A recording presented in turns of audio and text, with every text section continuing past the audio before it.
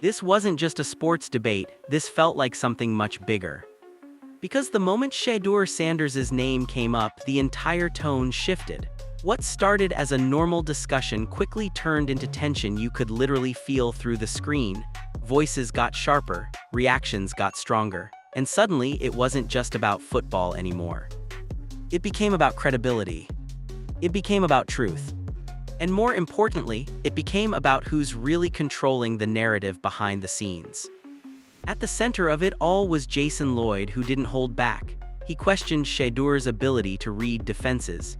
He hinted at concerns about preparation and development. And just like that, the conversation exploded. Because those aren't small critiques, you're talking about the core of what makes a quarterback successful. But here, where things get complicated. Those claims didn't come with clear proof. No detailed film breakdowns, no side-by-side comparisons, just sources and statements that left fans trying to connect the dots themselves. And that's when everything split. On one side, you've got people trusting inside information. On the other, you've got fans pointing straight to the film saying, "Wait a minute, that doesn't match what we're seeing." And when those two worlds collide, that's when a simple debate turns into something way more intense. Because now the real question isn't just about Shedeur Sanders. It's about what's real and what's being shaped right in front of us. It all really started with one comment, but not just any comment, the kind that instantly changes the entire conversation. When Jason Lloyd spoke on Shedeur Sanders, he didn't ease into it. He went straight to the core of what makes a quarterback successful and questioned it. He brought up concerns about Shedeur's ability to read defenses, hinted that his film study might not be where it needs to be, and suggested his overall development could be behind. Now pause for a second, because those aren't surface-level critiques. That's not "he missed a throw" or "he needs better footwork." That's questioning football IQ, that's questioning preparation. That's basically saying the foundation might not be solid, and once you say that about a quarterback, everything changes. And that's exactly what happened. The moment those words hit, the reaction was immediate. Fans didn't just disagree, they split. Some took it seriously, pointing to the fact that Lloyd has connections, that he's around the building, that he's not just guessing. Others looked at it completely differently, asking one simple question: where's the proof? Because here's the issue. None of those claims came with clear receipts. No breakdowns, no clips, no direct examples to support what was being said. Just references to sources and behind-the-scenes insight. And while that might work for headlines, it leaves a huge gap for people trying to understand what's actually real. That's where things started getting messy. Because now you've got two completely different versions of the same story. On one side, it's being said that concerns exist internally. On the other side, fans and analysts are pointing to actual game tape, real plays, real reads, real moments where Shedeur looks completely in control. And when those two things don't match, that's when trust becomes the real issue. Some people are asking, why would someone make this up? Others are asking, why should we believe something we can't verify? And right there, that tension is what turned this from a normal take into a full-blown controversy. Because at this point, it's not just about what was said. It's about whether what was said should have been said at all. Here's the thing most people don't immediately realize: those comments didn't just land, they hit deep. Because when Jason Lloyd questioned Shedeur Sanders, he didn't go after something surface level. He went straight at the core of what defines a quarterback. Reading defenses, film study, preparation, that's not just criticism, that's the foundation of the position. And once you challenge that, everything changes. Because fans can debate accuracy. They can argue about arm strength or decision-making in a single game, but when you start questioning a quarterback's football IQ, that hits differently. That's the kind of claim that can reshape how people see a player overnight. And that's exactly why this situation blew up so fast. It wasn't just about whether Shedeur made a bad read here or there. It became about whether he understands the game at a high level. And for a quarterback, that's everything. That's leadership. That's trust from teammates. That's what coaches rely on when the game is on the line. So when those kinds of doubts get put out publicly, they don't just stay as opinions, they turn into narratives. And here, where it gets even more complicated. Because those claims didn't come with clear evidence, no detailed film breakdowns, No step-by-step examples showing where things went wrong, just the idea that sources were saying these things behind the scenes.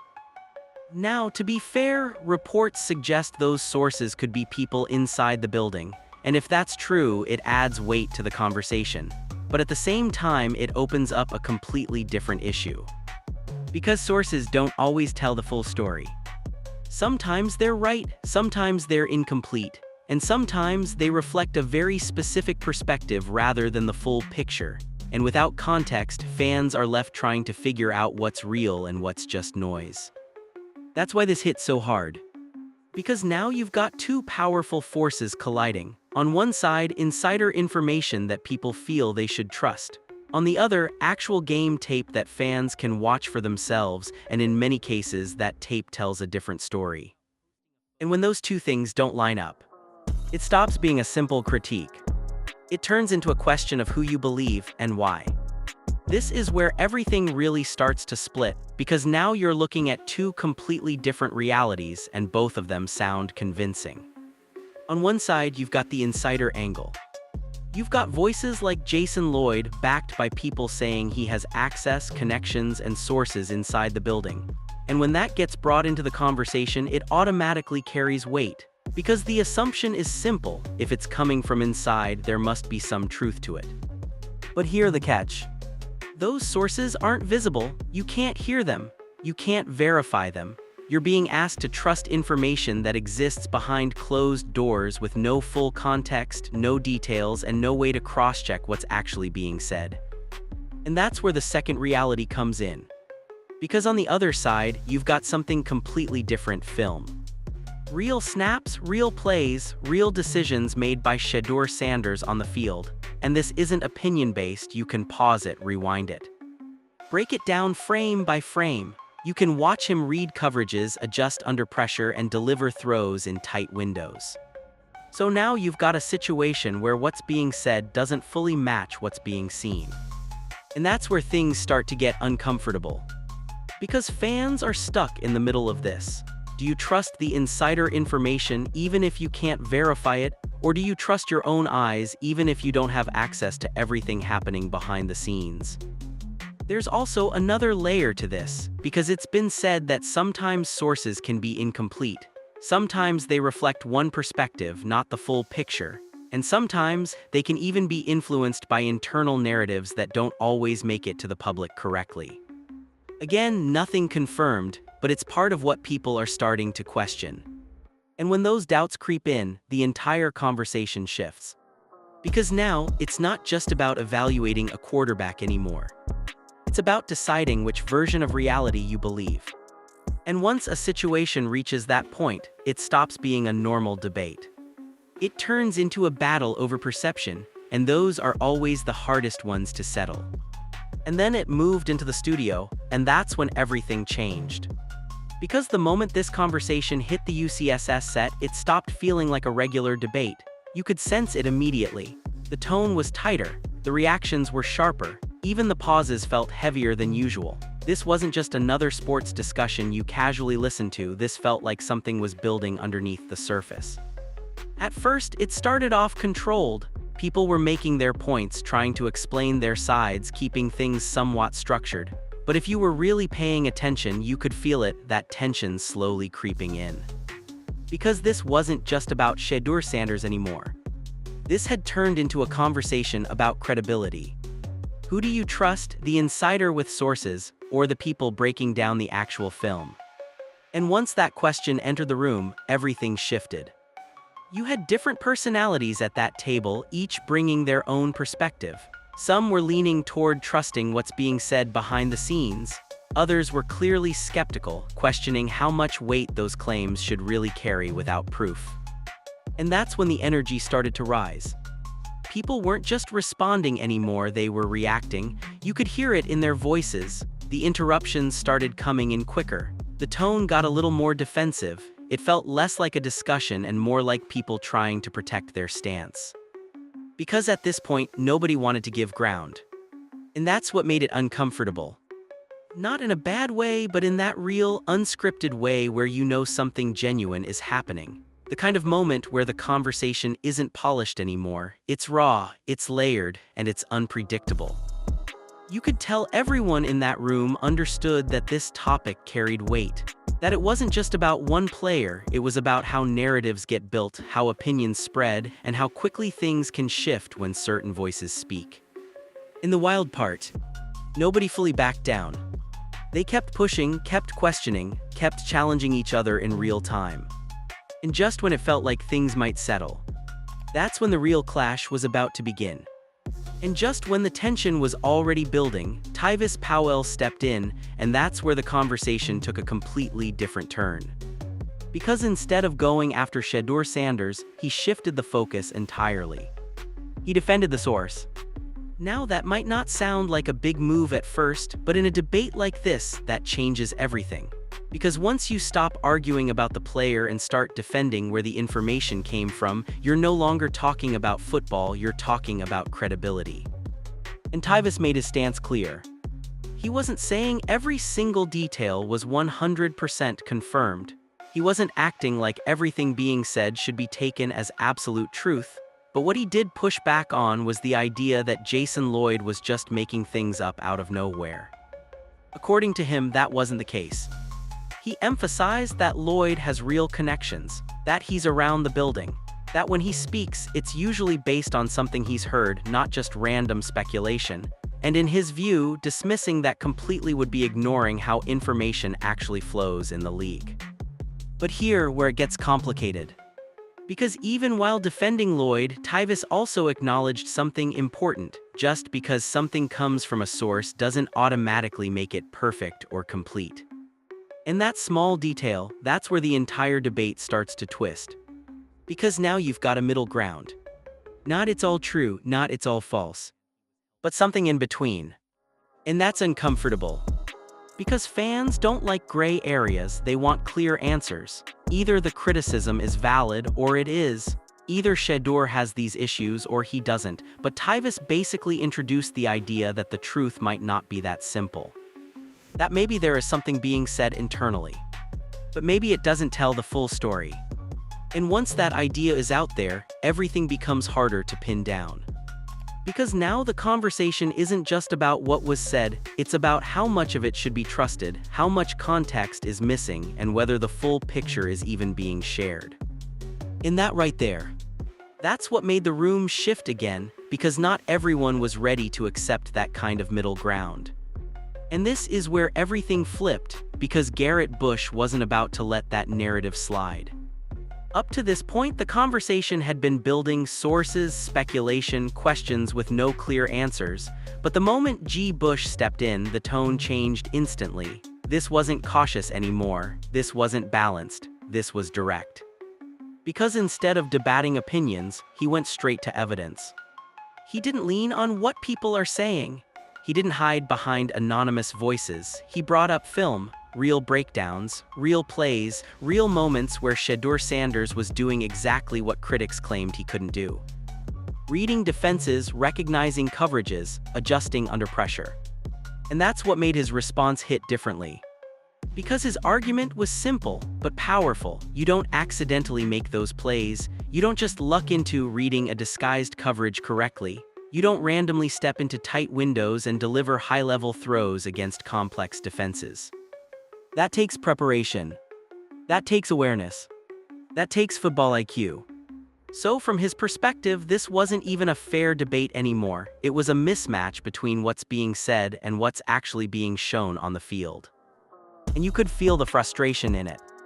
Because to him, this wasn't just criticism, it was labeling.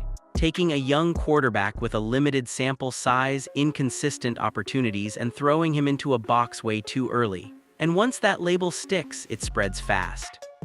That's what he was pushing back against. Not just the take, but the impact of the take. Because once people start repeating those claims, once they start believing them without seeing proof, it becomes harder for the player to shake that perception, even if the film tells a completely different story. And that's why G. Bush leaned in the way he did. He wasn't trying to win an argument, he was trying to reset the conversation. Bring it back to something real. Something you can actually verify. Because in his eyes, if you're going to question a quarterback at that level, you better have more than just sources. You better have proof. And the moment he made that clear, that's when the debate stopped being controlled and started turning into chaos. And that's when everything completely broke down, because at that point it wasn't even a debate anymore, it was chaos.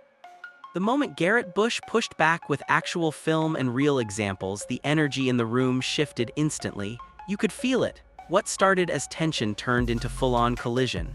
Voices got louder, patience disappeared, and suddenly nobody was really listening anymore, they were reacting.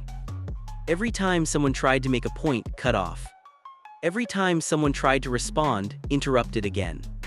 It turned into this rapid-fire exchange where everyone was talking but nobody was actually hearing each other.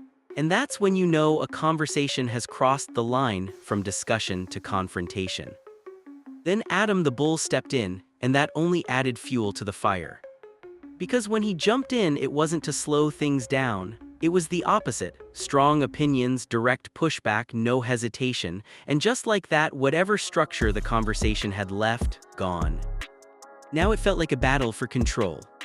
Who gets the last word? Who controls the narrative? Who the audience is going to believe when it's all said and done? And right in the middle of all that, you had Shedeur Sanders' name being pulled in every direction. One side questioning him, one side defending him, and the actual discussion about his play almost getting lost in the noise. That's what made it uncomfortable. Because you could see it turning personal. Not necessarily between individuals, but in the way people were holding onto their positions. Nobody wanted to back down. Nobody wanted to give the other side an inch. And instead of building toward clarity, the conversation started collapsing into volume. Louder voices, faster interruptions, more tension. And for viewers watching, it didn't feel like analysis anymore. It felt like something raw, unfiltered, real. The kind of moment where emotions take over and logic starts getting pushed to the side. But here's the thing. Moments like that don't just disappear. They stick. They spread. And what happened in that room? That was just the beginning. And just like that, it didn't stay in the studio. It exploded. The moment that clip hit the internet, everything changed. What was once a heated discussion between a few voices suddenly turned into a full-blown debate across the entire football world. Social media lit up. Fans, analysts, former players, everybody had something to say. And the craziest part, it wasn't just about Shedeur Sanders anymore. It became about the system around him. Because now people started digging deeper. They weren't just reacting to what Jason Lloyd said, they were questioning how narratives like that even form in the first place. How does a player go from being highly respected to suddenly having his football IQ questioned without clear evidence? That's where things got interesting. Fans began pointing out patterns. Some were saying, wait, haven't we seen this before? A quarterback gets hype, then criticism starts creeping in, then suddenly a new name gets pushed into the spotlight. And just like that, the conversation shifts. Now, to be fair, this is speculation, but it's what people are talking about. There's been a lot of buzz online suggesting that certain narratives in sports don't just happen, they build over time. Sometimes based on real concerns, sometimes based on incomplete information, and sometimes influenced by timing, media cycles, or even internal perspectives that never fully reach the public. And once that idea starts spreading, you can't unsee it. Because now, every comment, every report, every take gets looked at differently. People start asking not just what is being said, but why it's being said and when it's being said. Meanwhile, right in the middle of all this noise, you've got the actual reality. A young quarterback still developing. Limited sample size, inconsistent opportunities, and expectations that haven't slowed down for a second. And that contrast is what makes this situation so complicated. Because on one side, you've got real football conversations, development timelines, learning curves, how long it actually takes for a quarterback to adjust. But on the other side, you've got narratives moving fast, opinions forming even faster, and pressure building in real time. And when those two collide, it stops feeling like pure analysis. It starts feeling like a story being written before it's fully finished. And when you step back and look at everything that just happened, It becomes clear this was never just about one take, one segment, or even one player. This was about how narratives are created in real time. Because right in the center of all this noise, you've got Shedeur Sanders, a young quarterback still developing, still building his path, still trying to prove himself at the highest level. But at the same time, he's carrying something way bigger than just his performance. He's carrying perception. Every throw he makes, every read, every mistake, it's all being filtered through whatever narrative people have already decided to believe. And that's the part that doesn't show up on stats. That's pressure you can't measure. On one side, you've got voices like Jason Lloyd bringing up concerns based on sources. On the other, you've got people like Garrett Bush pointing straight to the film saying, the proof is already there. And in between those two sides, everyone else. Fans trying to figure out what's real, what matters, what actually reflects the truth. Because depending on who you listen to, you're getting two completely different versions of the same story. One version says Shedeur isn't ready, another says he hasn't even been given a fair shot yet. One side trusts what's being said behind the scenes, the other trusts what they can actually see on the field. And when that divide gets this wide, it stops feeling like analysis. It starts feeling like something else. It starts feeling like a story being shaped while it's still unfolding. And that's the part every fan should be paying attention to. Because if this situation proves anything, it's that narratives in sports don't just appear, they build, they shift, and sometimes they get ahead of the truth. So now the real question isn't just about Shedeur Sanders' ability. It's this: are we watching a quarterback being evaluated? Or are we watching a narrative being written before the full picture is even complete?